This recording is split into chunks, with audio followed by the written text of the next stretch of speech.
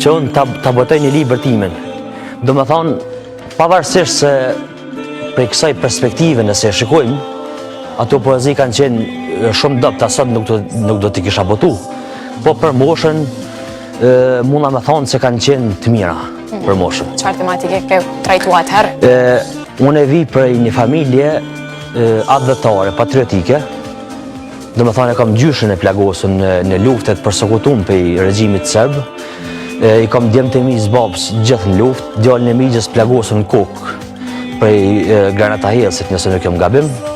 Dhe frymëzimi i parë ka qenë, do me thonë, tematika patriotike advetare. E kum pasën shpirt, e kum dje ato. Edhe unë e kum lezu shumë për propagandën serbe që i ka bo vendit tonë. Do me thonë, Serbia është një kom vrastar, është një kom luftnëzitës, është një kom diskriminues, që brez pas brezi kanë nxitur lufta me tendenca pushtuese.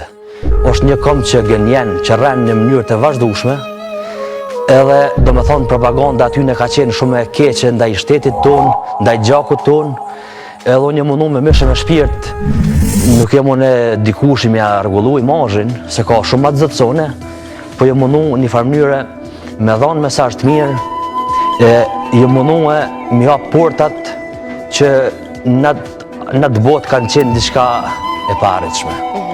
Mban mend diçka prej atyre shkrimeve, se zakonisht e di që ata që shkruajnë, që janë vetë kryues, është pak problem i mbajt mend poezi.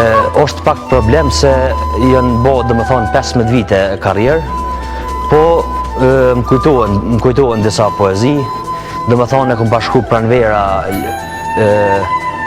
Lopët po pëllasin, fëmijët po lozin, kuajtin gëllin, era fryn, bujku nis po nën në ndritën e diellit, toka e lulëzuar do me thonë me lulëzim për rreth, me blerim vërshuar pranvera erdhë. Do me thonë më ka inspiru ambienti që e kom pa, edhe një farë mënyrë jam përhumbë në shkrime, i kom pas do me thonë lopët afer, edhe prej vullnetit madhë, unë jam përhumbë në shkrime për me dole të poezi sa ma të mira.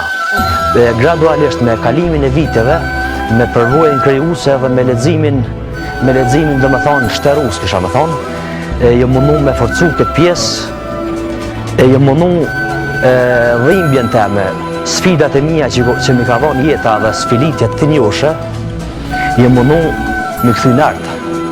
Me dhonë tjerëve më tërë se nëse unë e kom arrit dishka, ti mundësh.